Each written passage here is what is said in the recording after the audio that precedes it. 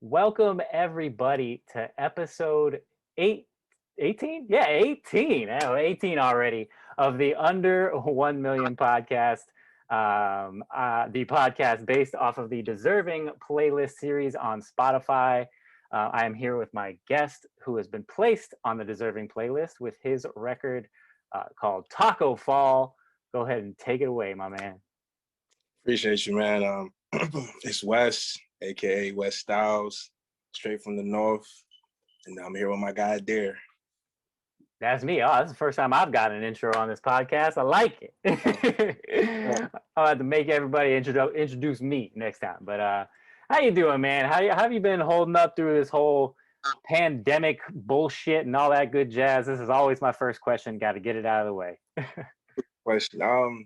It's been, it's had its ups and downs, but going through everything, I think it's focused me up on what I want to do, which is, music.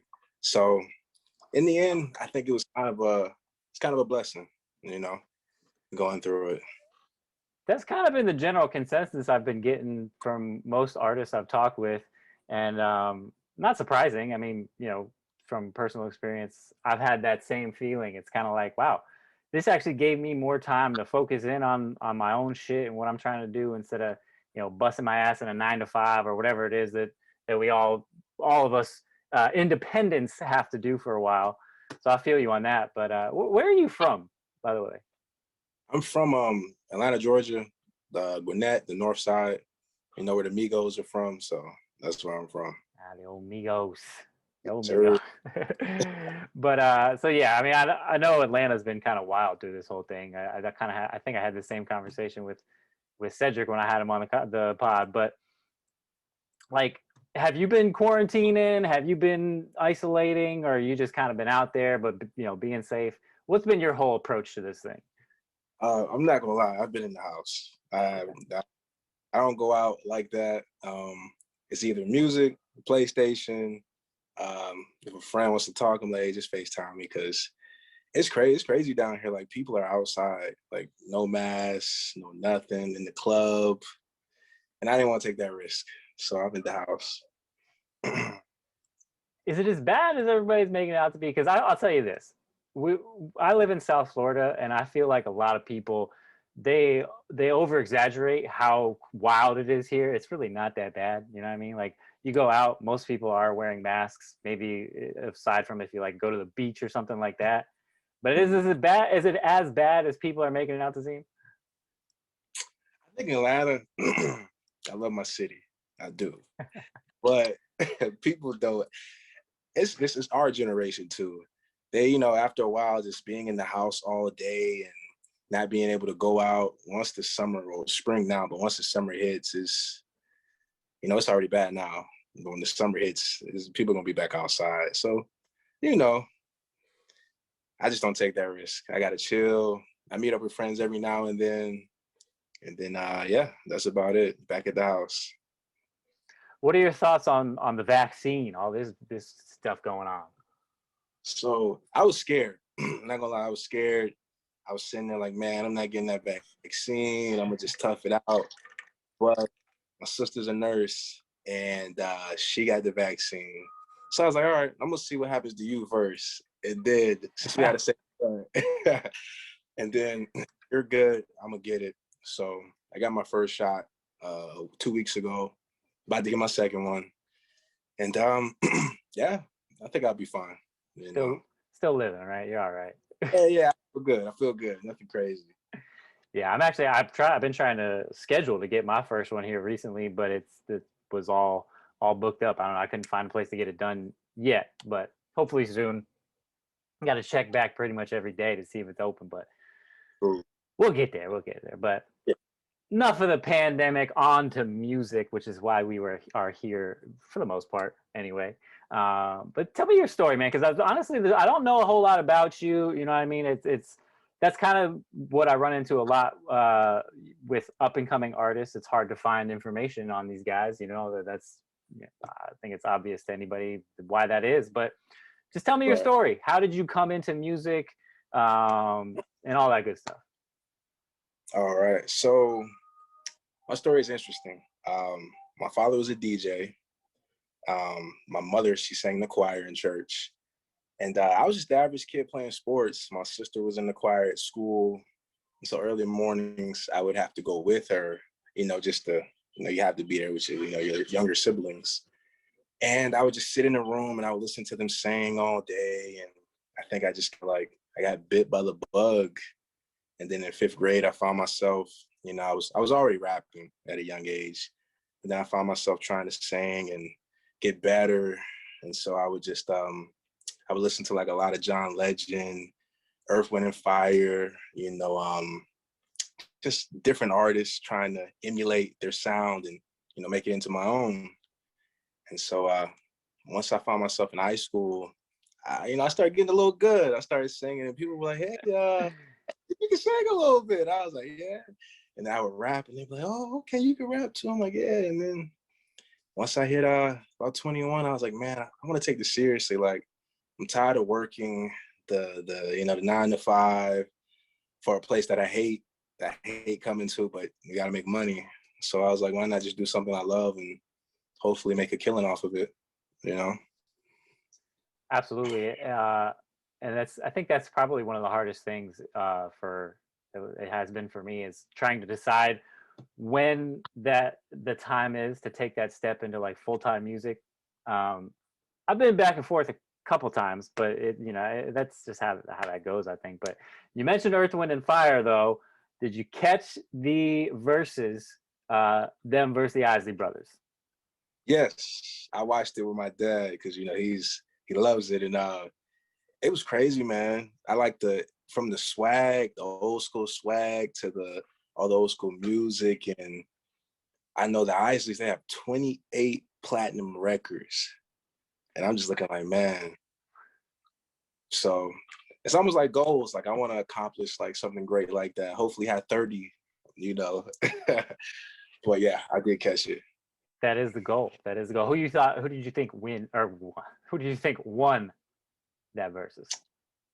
Well, I'm an Earth, Wind and Fire guy, and so I think Earth, Wind and Fire took it.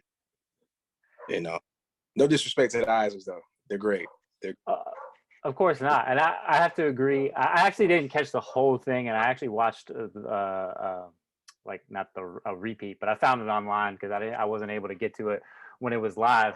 But I watched part of it, and I definitely thought Earth, Wind and Fire had the advantage. If they just got too many records, like you said, they got 28 platinum records. How do you compete with that? But You can't. exactly. Yeah. I feel you.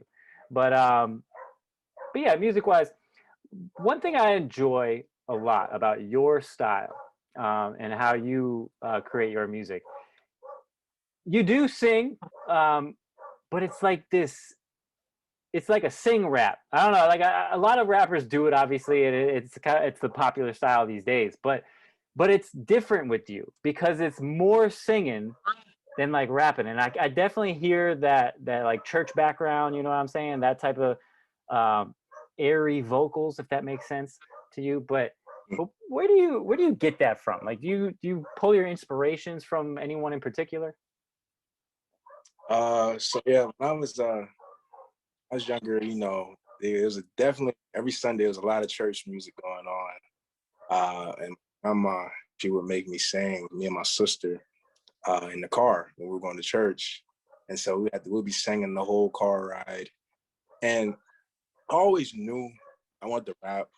But my family, they're always like, "Hey, why don't you just make a gospel hit, or a gospel song?" And I was like, I will one day, but I was like, for now, I'm trying to be in the lane of singing, but also bringing the flavor of rapping, showing like you can do both, and it still sound really good. No,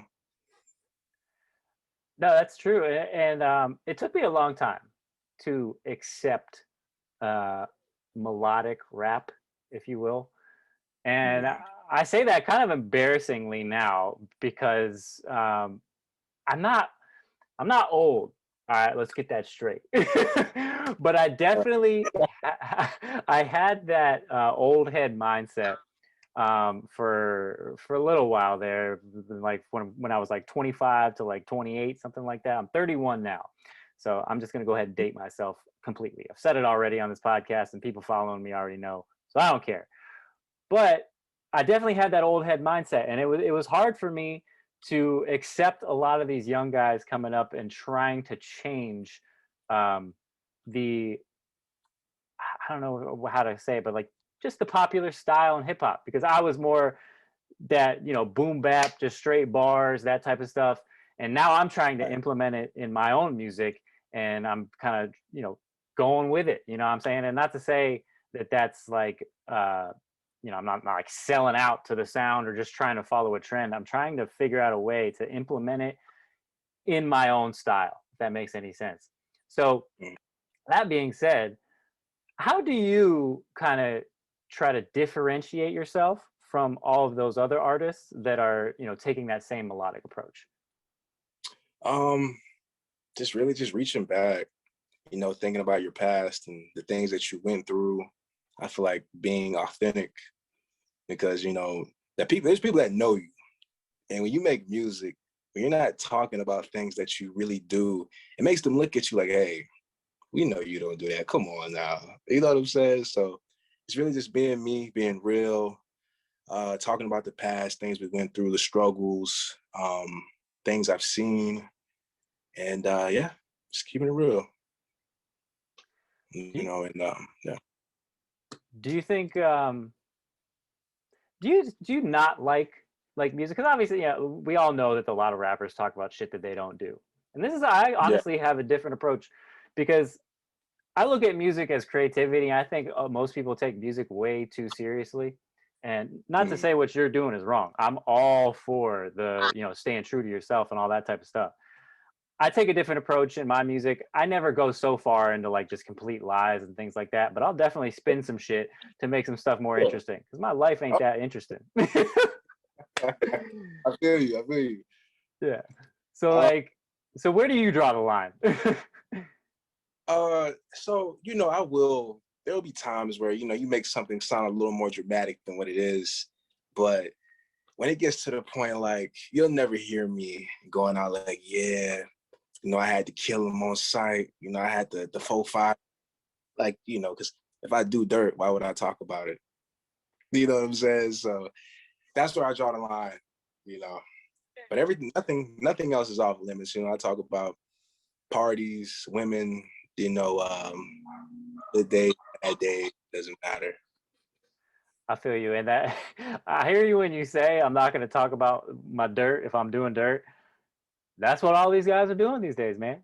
They're literally calling out people, like calling out murders in hooks and stuff, calling people by name. And I have to bring up this record because I want to ask you if you've heard it. But have you heard the record? I don't even know who it is or whatever. But all I know is one of the guys' names is like Choppa with the Wappa or some shit like that. And the Uh-huh. song is called "Who I Smoke." Yeah, And you have heard it. I've heard it. I've heard it. Wildest shit I've heard in a long time, man. It's like, I don't know, like what, just dry snitching on yourself all day long with these guys that are out here. But I don't know, it's getting popular, I guess. I mean, I guess you had to yell out their name. I'm like, man, like I wouldn't do that. I'd be the smoothest ever. Like you wouldn't even know. I wouldn't tell you. You know what I'm saying? I wouldn't tell you. But I guess that's the new style now. Call out the dead person you killed. And uh, that's kind of what I'm saying by a lot of people, I think, take music way too seriously. I honestly believe this. I honestly believe a lot of rappers these days, they only live that lifestyle for their music. Mm, I don't think they're doing this shit before they're trying to make hits. You know what I'm saying? I honestly believe that this is um, it's a strategy by a lot of artists these days, of mainly young, super young artists. They create their lifestyle knowing that they can put this in their music and gain clout. Do you agree mm. with that? Yes, I do. I do. What do I you think do. A that's lot of do. Where do you think that's taken us in the culture? Because I don't like it, obviously. It's just teaching the younger generation, like, hey, you need to do this and that to get on. In actuality, all you need to do is just have some talent, be different. You know what I'm saying? Like, the more different you are, the more you stand out. I feel like, because in the end, yeah, you can ride a wave. You can ride a wave, but how long is that wave gonna last? You know, and where is that gonna put you? For sure. And I think it's a content thing too. Like it's like a, I don't know. Guys are running out of unique things to talk about. So now we're like, all right, well, let's just talk about fucking real shit that I'm doing, and I don't care if I'm gonna whatever get arrested and do time, all that stuff. If anything, it just helps with the popularity of people's music these days, and then they got a bag waiting for them when they get out. You know what I'm saying? Like that's the whole part of the strategy. Like, it reminds me of like TK. I think TK thought he was going, do the race and get out, but you got a bag, but you can't get to the bag. I think that's kind of what Bobby Shmurda's doing now. He came out to a huge bag, and now he's not making any music. Although I think he just previewed something, if I'm not mistaken. Oh yeah, He did he, or are you just? Yeah, he's previewing. They're getting ready. They're getting ready to drop something. I definitely feel it. Yeah, I'm talking shit about the strategy, but I don't think he's one that did that purposely. I cannot wait, man. I cannot wait for this man to drop some music. It's gonna be hot. It's gonna be hot. I think we've been waiting like 6 years now, so it's gonna be hot. It's been a long time. Bro, it's been like, I it feels like every other week or every week it was like, oh yeah, he's gonna get out this date, or he's gonna get out this date. Now it's finally happening. Just can't wait for the music. But anyway, I digress. I know you're a big basketball fan, man. I want to talk to you a little bit about basketball because I'm a huge basketball fan too. I used to coach basketball when I was younger and all that stuff and all that. So I'm big into it. Who's your team? Well, I'm a LeBron guy. LeBron's my guy. So I have 2 teams. I go for Los Angeles, because of LeBron. And then I gotta rep the Hawks. I gotta represent, the city. I gotta love the city. So I always tell people, Go ahead. If the Hawks ever play the Lakers in the finals, I'm going for the Hawks. I love LeBron, but I gotta go for the city. I respect that. I respect that even more because I'm not a LeBron guy. I was when he was on Miami, you know what I mean? And let me preface what I'm saying right now, because I don't mean at any point that LeBron is not the best basketball player to ever play the game, because I fully believe that he is. I just don't like him. That's just my thing. I just don't like his personality. I think he does a lot of things and talks a lot of shit on social media that not talking shit, but for instance, when he's like reading books and all this on social media, and he's not really reading books, I don't think anyway. Yeah, whatever. It's just my opinion. What is it about LeBron that draws you to him, other than basketball, obviously? A lot of it, I like charity work. I feel like when you have a lot, you should give.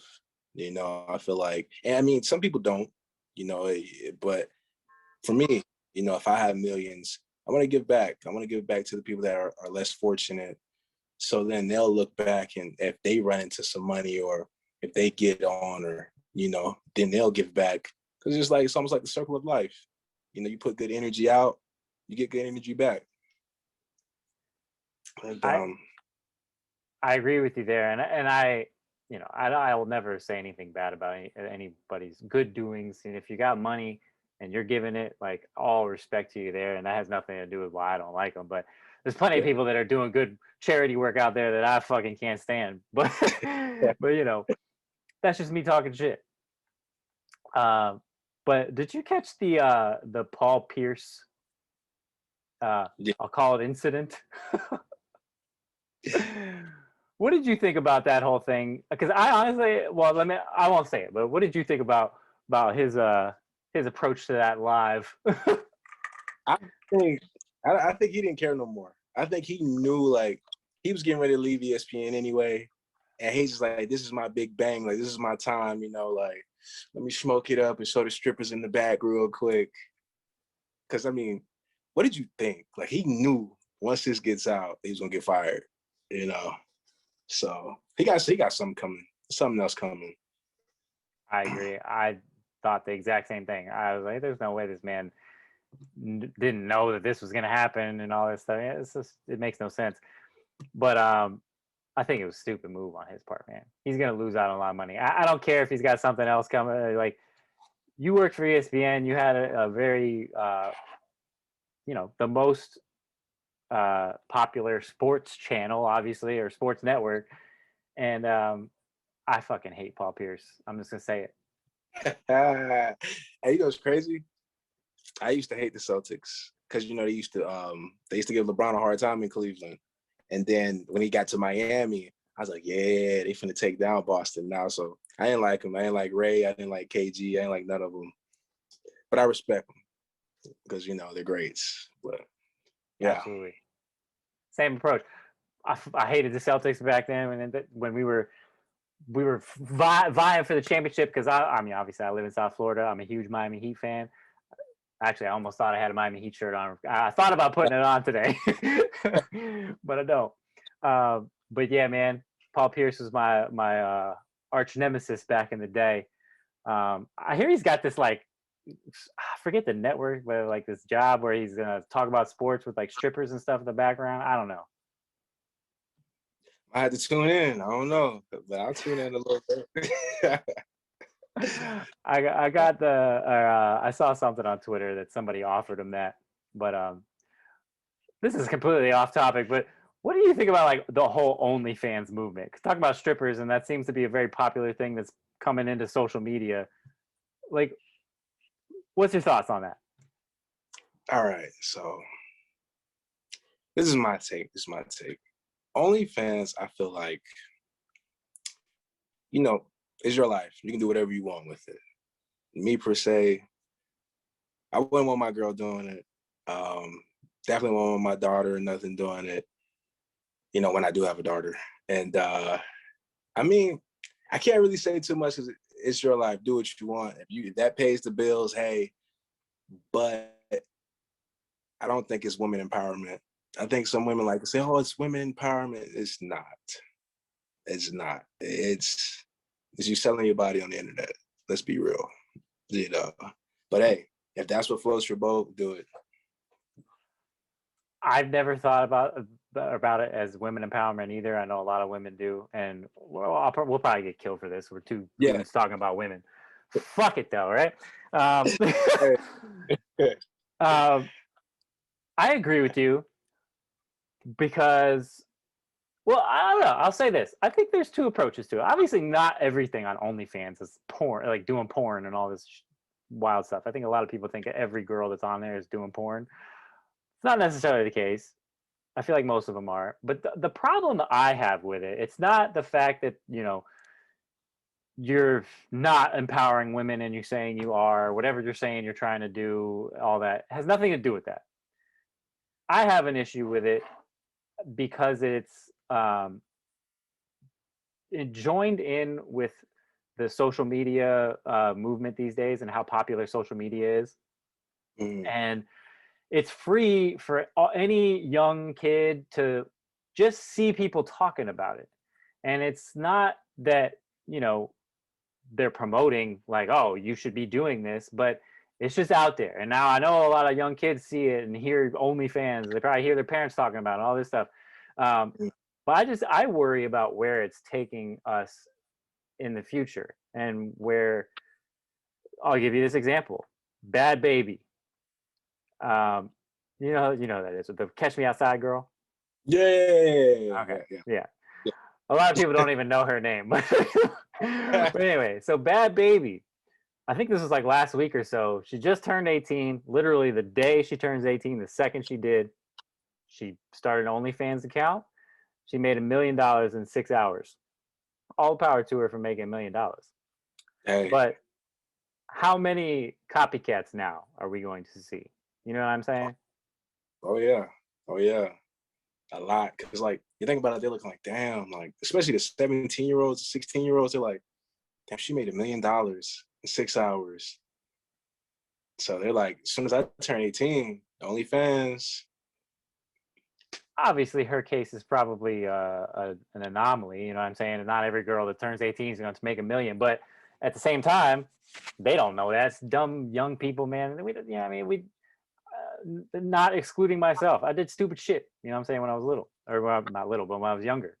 And it's a whole a learning process, but I'm just kind of I don't know. I worry about that.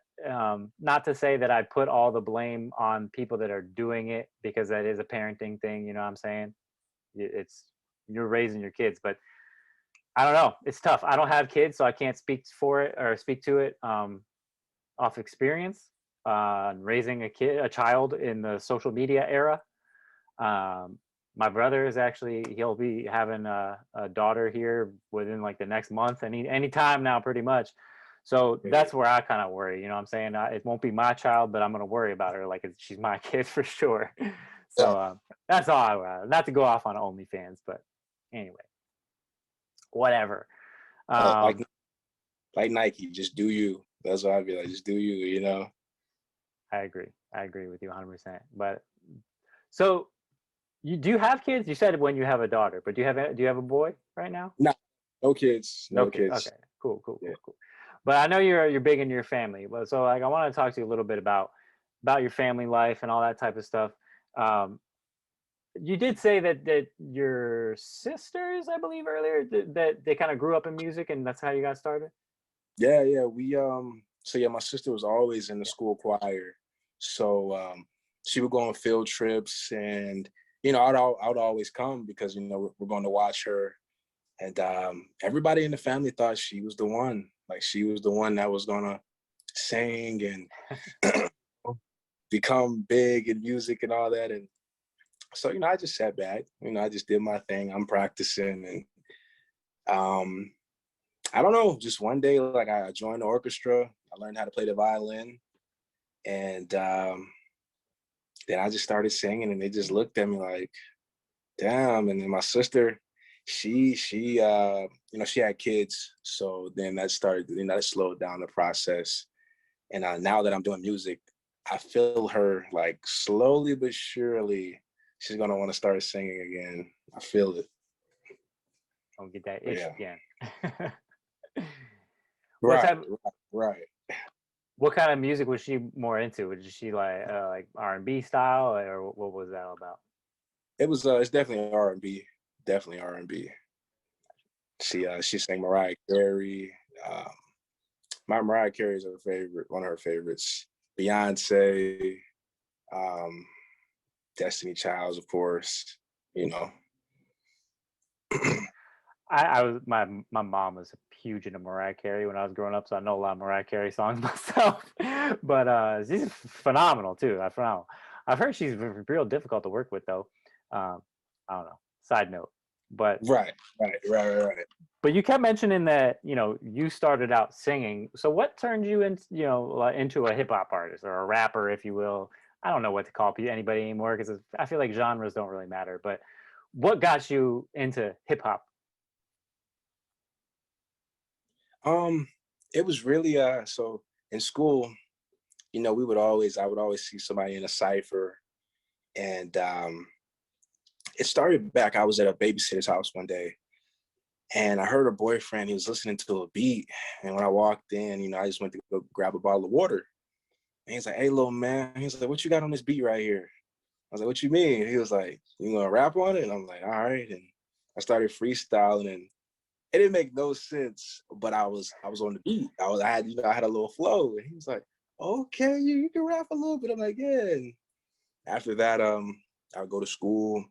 I see kids in a cipher, and I just go in a cipher, and then spit my little bars here and there. And I knew I was getting good when I would go to the cipher and I start spitting, and they'd be like, "Nah, just freestyle, bro, freestyle, nothing written, nothing written." And I'm like, "I am freestyling." And they were like, "What?" I'm like, "Yeah."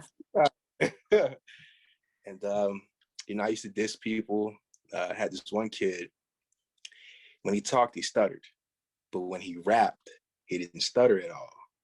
So, he was talking trash. One day he's like, "Oh, Wes, I'm gonna kill you. I'm gonna kill you." I'm like, "All right, whatever." So we get in a rap. I let him go first. He doing his thing, and then when I get in mine, I'm killing. And the last line that just killed him off, I was like, "When you talk, you always stutter, but when you rap, something crazy, and everybody was like, oh my God. And then yeah, I was just bit with the rapping bug. That is the ultimate compliment you can ever get when you're freestyling, is when somebody thinks it's written. Never Mm-hmm. happened to me, but uh, for anybody that's wondering, I'm terrible at freestyling. So, so I'm a written only kind of guy. But I miss those days, man. I miss the days of, uh, ciphers and all that type of stuff. Because I would do it, you know what I mean? I would hop in, try to spit something that wasn't a complete freestyle, and just kind of go maybe I didn't use stuff of that nature. But man, I feel like ciphers, they're just kind of died out. Like, like yeah, you have your BET ciphers, but those aren't even. Those are nothing. Yeah, they're not hitting how they used to hit, No, not even close. But like, wonder what it is, because I mean, it's it's just music. You know what I'm saying? Like, and especially in the era we're in now, the Mm. microwave era, if you will, where you gotta just constantly crank out music or else you're gonna be irrelevant. Like, ciphers seem like they fit into that. You know what I mean? It's a one-time thing. It's something unique. It's just it's getting bars out there. So why are we not doing ciphers? I think it is like a lot of people can't freestyle. A lot of people are not comfortable freestyling. Like, for me personally, it's nothing. Like I could talk about anything. I could talk about, I don't know, eating an apple and just make it sound cool. You know what I'm saying? Like, what up? Or people just don't. They're not comfortable freestyling. I mean, it doesn't have to be a freestyle thing, though. I mean, like battle rap these days. Battle rap's not Yeah, freestyling anymore. It's all written. You know what I'm saying? Like, we can still do that.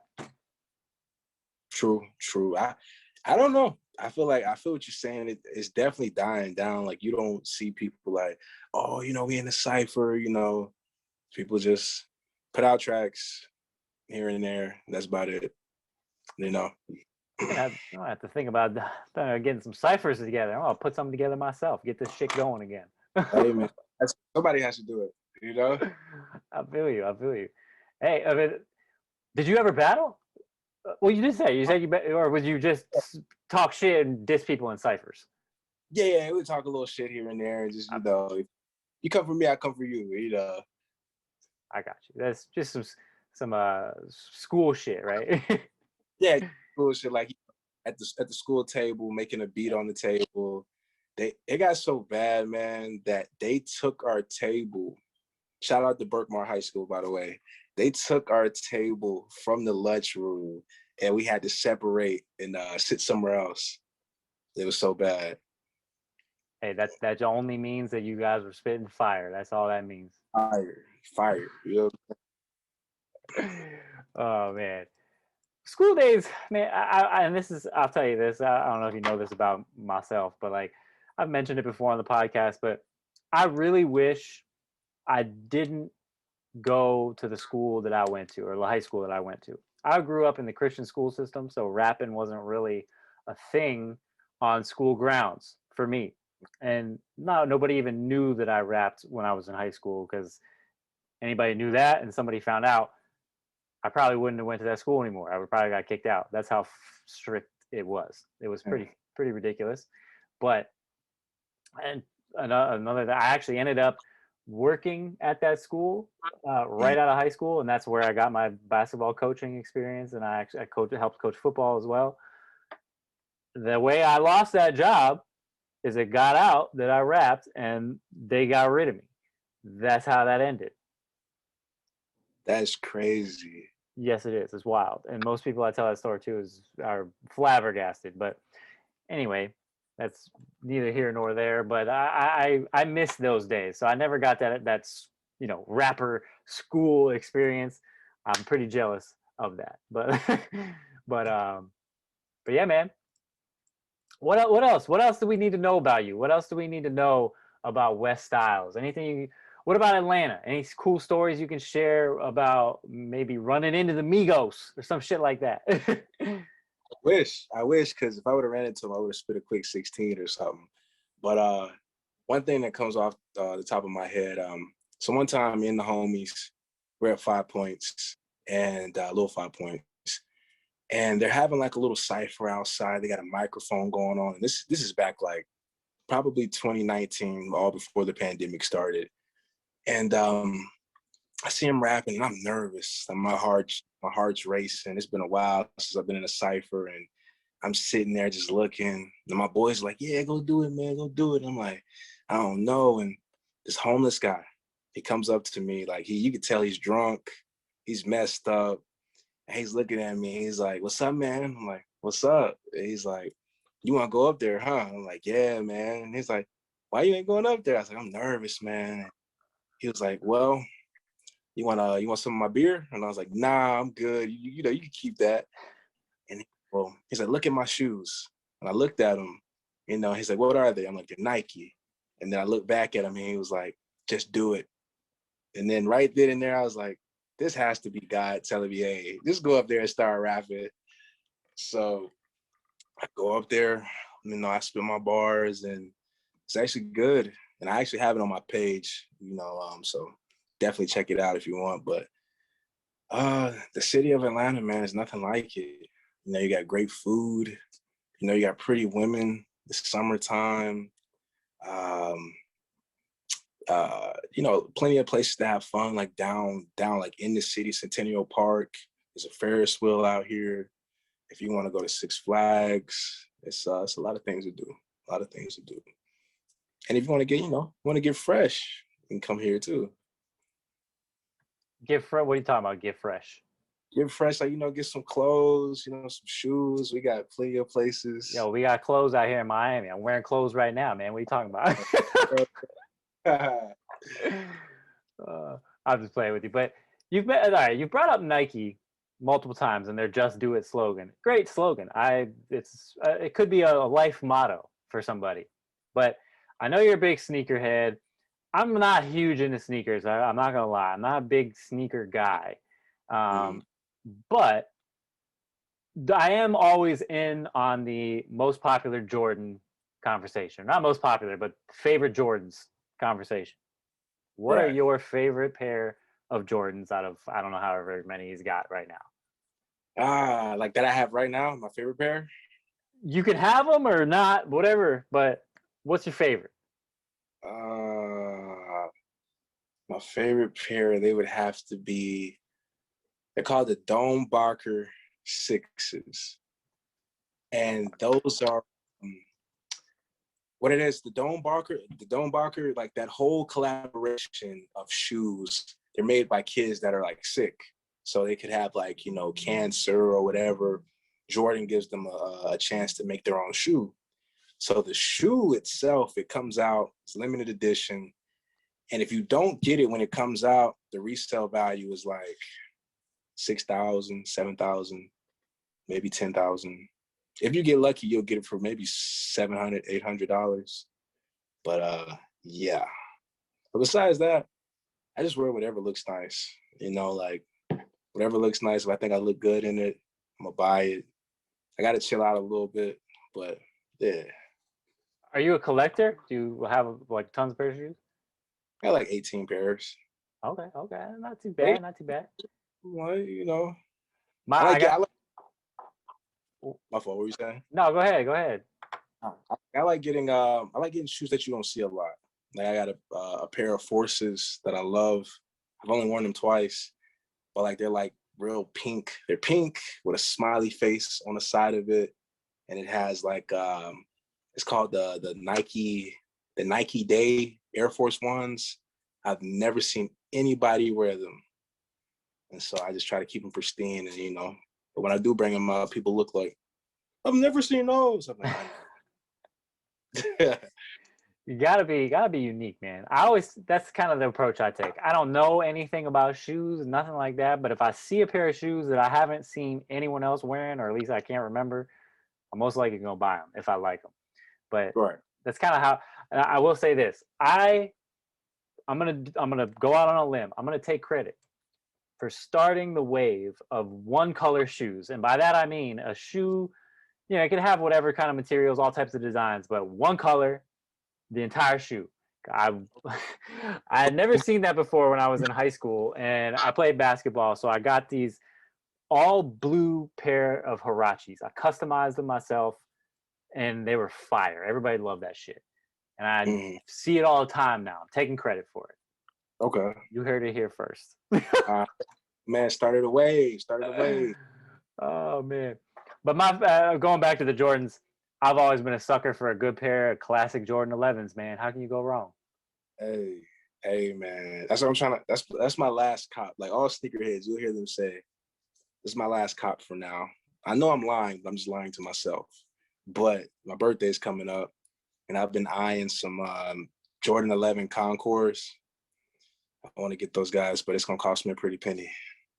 Hey, I might just get a fake pair just to have them, just to have the look. Ooh. I mean, you know what's crazy? There's people that wear fake Jordans. You have no idea they're fake. That's the crazy. No, nobody. Well, I shouldn't say nobody. There's a lot of sneakerheads out there that would notice, but anybody that doesn't know what to look for, they're not gonna notice that shit. You know what I'm saying? Like, I think what is it? Like I think the bottom yellows out or a little bit more, or changes like different to a different color. Yeah, I've seen people there. The bottom will just fall off. Yeah, they just fall off. Uh, yeah, the bottom is, it will yellow over time as you get dirt or whatever in there. But now they have stuff where you can put like a protection over it. So once the protection gets dirty, you peel it off and the bottom of the shoe is still, Yo, that's yeah, brilliant. crazy, isn't it? I've never seen So that before. That's dope, and I feel like that solves every sneakerhead's problems. You don't gotta plastic bag that shit anymore. You can just you can just slap that baby on there and peel it off, still look good. hey, you be good. So I didn't know you played ball because I used to play ball too, man. Yes, sir. I did. I was your cliche white boy shooter. Okay, okay. Kyle Korver out there. Yeah. I'm not gonna, no, I shouldn't say that because I was a point guard too. So like I definitely handled the ball and distributed, but I was a shooter back in my day. You know Okay. what I'm saying? Had a couple of very low, or not low, but small time school partial offers. You know what I'm saying? I had to fight for those though. I had to reach out and send my film everywhere, but nothing crazy.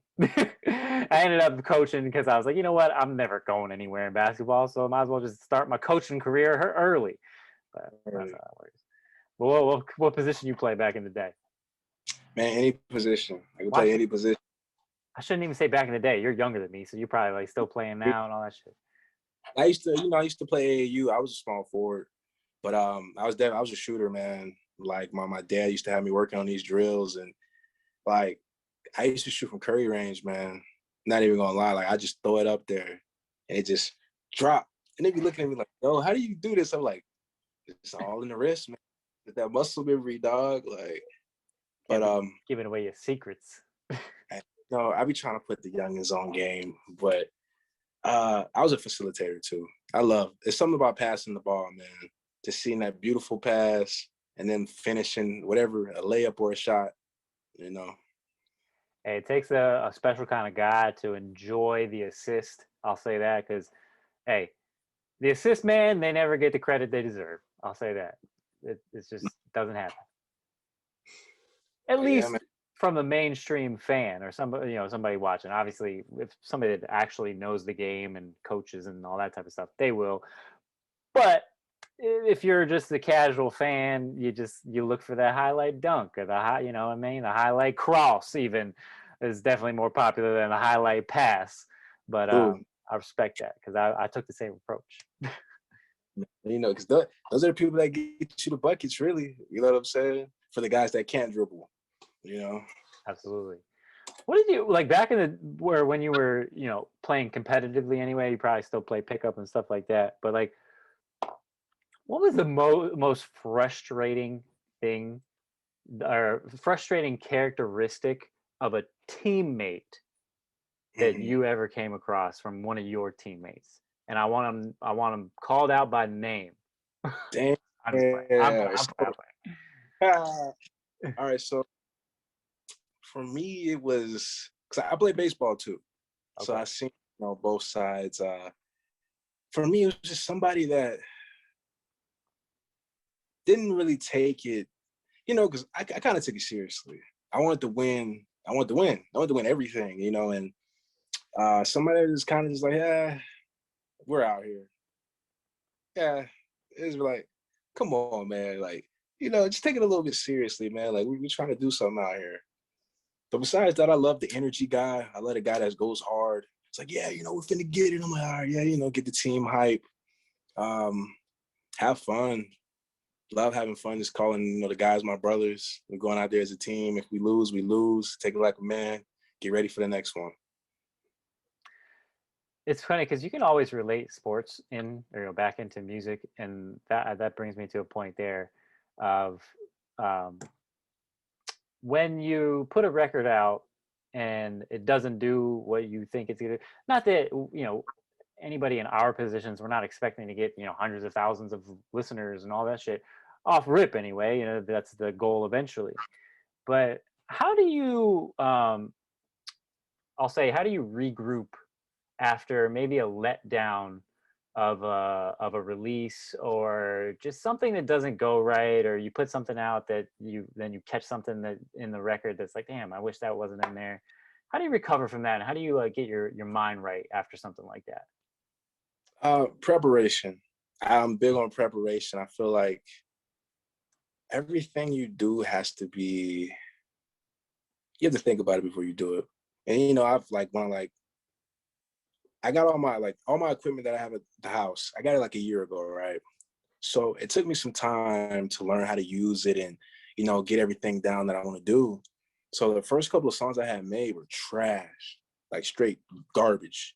I sent it to my friends and they were like, yo, that ain't it. Like they were straight up like, yo, that's not it, man. And I'm like, damn, like I was feeling bad. But then I was like, you know what, man, fuck that. What I'm saying? I'm gonna come back in the studio. I'm gonna write a little different. I'm gonna just different beats. I'm gonna try this. And really, like, when you have a letdown, you just can't give up.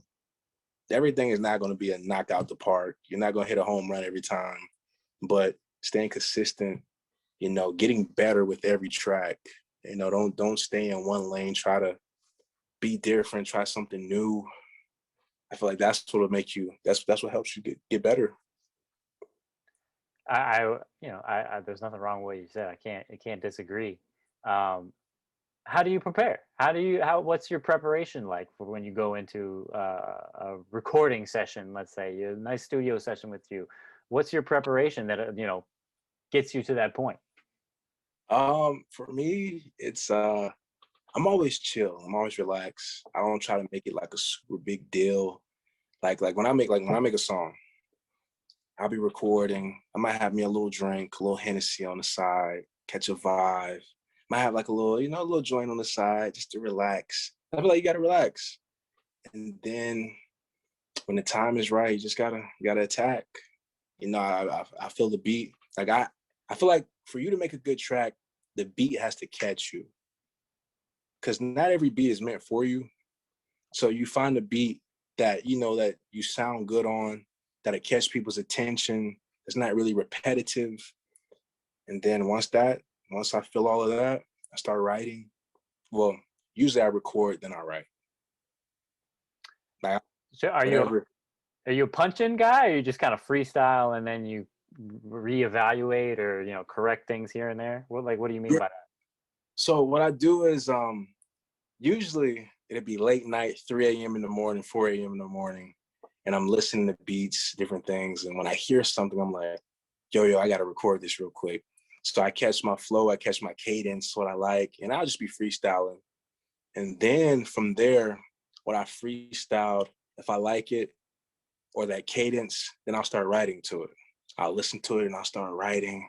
And then once that happens, then I get everything down and I just go through and go ahead and just record the whole thing, add my ad libs, and then yeah, with this mixtape that's coming out soon at the end of April, early May, I have different flavors. I got some R&B tracks that people are gonna really enjoy, and then I have my hip hop as well, and it's different. It's different from Taco Fall, Valley Girls, all that I put out. It's all different, so it's new flavor. I think people are gonna enjoy it. I know I'll probably enjoy it, but I that's music to my ears, man, because that's one thing that is, in my opinion, missing for you right now is a more extensive catalog. Because anytime I come across a guy like you, and this happens pretty often, so don't think I'm just singling you out. This happens all the fucking time. Is when I find an artist that I really, really love, and then I like, oh shit, I gotta go hear more, and I type them into that Spotify. Click on their name, man, and it's just like, oh man, where's the other music? So that was one thing that I ran into with you, but obviously no one more is to come, and that's how I'm super happy to hear that, brother. Super happy. Yeah, coming, it's coming, man, it's coming. You got a name for it or anything like that that you could give Um, us a little info on? How many tracks? What are we looking at here? so the name I haven't come up with yet, but I will have it soon. I expect to have at least 6 tracks on there. Okay. 6 tracks, uh, 3 R&B and 3 rap, and it's telling a story. So as you go through the progressions of each song, you're gonna be like, oh, okay, and you're just gonna vibe, and it's gonna be certain things that catch you. You're gonna be like, oh, I didn't know he could do that. Oh, okay, okay. So definitely telling a story. Definitely gonna enjoy it. If you love rap, you're gonna enjoy it. If you love R&B, definitely gonna enjoy it. And it's a vibe. Summer vibes. So you will be dancing. You won't be just sitting there. You have to get up and move a little bit. Yeah, man. That's all I could give right now. I can't give too much. All right. I won't Can't give press too. you then. I don't want you to give out information you're not ready to give. Uh, Yeah. but no, I'm happy to hear that, man. And incredibly, I say this every episode. I don't know why I continue to be surprised. We are almost at an hour already. For But it's real. just shocking to me how fast these shits go by. But it's a good place to end it though on your music. But I want you to let us know, like, where can we find you on social media and all that stuff. If you have anything else coming up that you want to give us some info on, now's your time, my friend. Tell us Hey, it all. don't follow me. Follow me on Instagram at Wesstyles, WSTYLES. Um, Follow me on YouTube, anywhere, SoundCloud, Spotify, iTunes. Be on the lookout. I got some music videos in the making, and it's gonna be great. It's gonna be great. Hey, you never know it there. I might be down there in South Florida shooting a video. Might need a cameo in there. If You you know are what and you don't call me, I will never speak to you again. I'm saying? I got you. uh, Uh, but no, I appreciate you taking the time, brother. I know with how crazy life can get these days, it's always a blessing to have somebody willing to talk to me, hey, and I appreciate you for that. likewise, my guy. I appreciate you just using your platform to try to help them put a light on other artists. You know what I'm saying? I appreciate it. Absolutely, absolutely. I'm happy to do it. And hang on for a second. I'm going to take us out of the episode, but I'm going to chat with you for a little bit after this. But anybody listening, thank you so much for listening and tuning in. I love y'all. Like he said, you can find him on social media at Wesstyles on Instagram. I know that, and I'm going to link everything else he's got down below so you can find it easily as well. Peace out, everybody. That's it. I don't got nothing else to say. Yes, sir.